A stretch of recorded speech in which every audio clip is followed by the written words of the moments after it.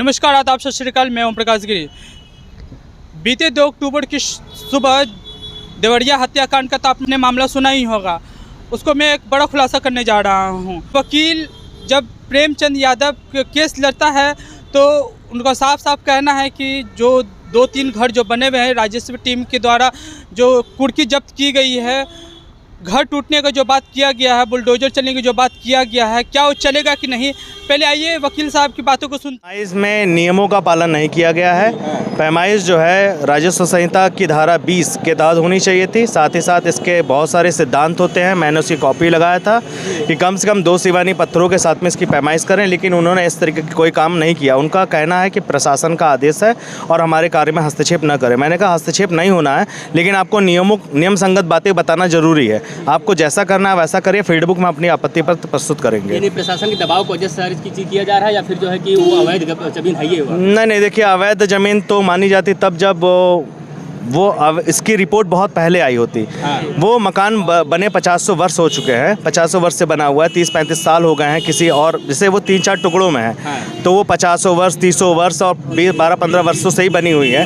इसके बावजूद एक दिन के अंदर में ये 67 की कार्रवाई करना जो अपने आप में अवैध है। जब पूर्व लेखपाल कानगो को इस चीज़ का आज तक ज्ञान नहीं हुआ तो एक दिन में कैसे ज्ञान हो गया? राजस्व की टीमें कह रही थी जो भी हो रहा है निष्पक्ष हो रहा है, इसमें न्याय मिलेगा। अरे निष्पक्ष कैसे होगा? आप फोटोकॉपी, आप मौके पे मौजूद थे। मैं बता रहा हूँ कि जरीबी लाइन चलाने के लिए जरीब की आवश्यकता होती है, उसके साथ में किलो की आवश्यकता होती है। कील बिल्कुल नहीं थे कि एक जरीब से दूसरी जरीब के बीच में कौन कौन से कीले आई हैं। दूसरी चीज़ कि फ़ोटोकॉपी वाले नक्शे से नापी होती नहीं है। इनके द्वारा फ़ोटोकॉपी वाली नक्शों से जो है नापी किया गया, जो बिल्कुल अवैध है। तीसरी चीज़, खड़ी फसल में नापी करना अपने आप में असंवैधानिक और अवैधानिक है। और जितने लोगों की फसल में गुजरे हैं उनकी फसल को जो नुकसान हुआ है, ये क्षतिपूर्ति कभी जीवन में नहीं दे सकते। इतनी जल्दीबाजी करने की क्या जरूरत है? जल्दबाजी का एक ही मकसद है कि अपनी राजनीतिक जो है रोटियां सेकना है किसी विशेष वर्ग के दबाव में। जी, सत्य प्रकाश दुबे का जो कातिल था वो पकड़ा गया, लेकिन प्रेमचंद को किसने मारा अभी तक पता नहीं चल पाया। ये सरकार की नाकामियां हैं कि जो प्रेमचंद यादव के हत्यारे को नहीं खोज पाई है। और आज जानकारी मिली है कि उनके फैमिली से कोई जेल में मिलने गया था और जो एफआईआर प्रेमचंद यादव की ओर से किया गया है, अनिरुद्ध यादव, वो एफआईआर उनके द्वारा नहीं दी गई है। प्रशासन ने, पुलिस और प्रशासन दोनों ने मिलकर वो एफआईआर जो गलत है। बुलडोजर कार्रवाई हो सकती है? देखिए, बुलडोजर कार्रवाई जो ड्यू प्रोसेस अपनाने के बाद होगी या नहीं होगी वो तो अलग विषय है। बेदखली की कार्रवाई निश्चित जो होती है वो होनी चाहिए अगर वो सरकारी ज़मीन में माना जाता है। लेकिन पैमाइश जो हुआ है जिसमें इनकी ओछी राजनीति को देखते हुए जो दबाव में प्रेशराइज हुए हैं, मुझे नहीं लगता है कि वो सरकारी ज़मीन पर है। एक बार पहले पैमाइश की दूसरे पैमाइश कुछ अंतर आया है? अच्छा, लोगों को स्पष्ट हो जाना चाहिए कि पहली पैमाइश जो 67 की कार्रवाई की गई थी RC 19, उसके अंदर में पैमाइश होकर के और रिपोर्ट जाती है, तो दूसरी पैमाइश की आवश्यकता क्यों पड़ी? कहीं ना कहीं राजनीतिक दबाव में उसको जल्दबाजी में दाखिल किया गया और उसको दूसरी परिपुष्टि दिखाने के लिए दोबारा फिर गैर कानूनी तरीके से इसको पैमाइश किया, जो गलत है। आपकी नज़र में एक गलत पैमाइश हुआ है, इसके लिए अपील कर सकते हैं ना? अपील नहीं, ये तो प्रोसेस है। 67 की कार्रवाई है। अभी अपना फील्ड बुक लगाएंगे, उसमें हम अपनी आपत्ति प्रस्तुत करेंगे, जिसमें जिसने ये फील्ड बुक बनाया है उसका बयान होगा, क्रॉस एग्जामिनेशन होगा, हमारे एविडेंसेस लीड होंगे, उसके बाद कार्रवाई होगी। अगर अवैध जमीन है, अवैध जमीन में अगर कोई मकान बनाया है तो क्या वो जमीन ट्रांसफर हो सकता है किसी और पे?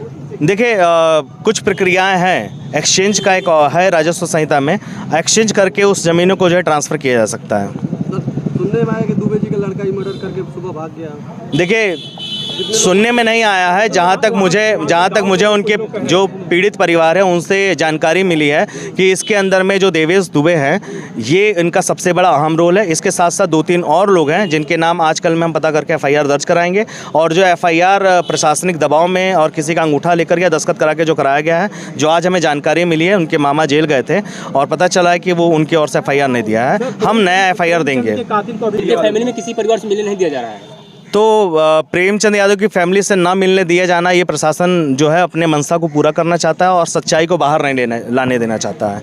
जहाँ तक मेरी परिवार से बात हुई है तो जो सच्चाई वो यहाँ जो दिखाया जा रहा है उससे बिल्कुल विपरीत है। सर, कुछ लोगों को साफ सुना कि वकील साहब ने क्या कहा। प्रेमचंद यादव का जो कुर्की जब्त जो हुआ है वो 2-3 हिस्सों में घर को बनाया गया है, 2-3 हिस्सों में ज़मीनें हैं।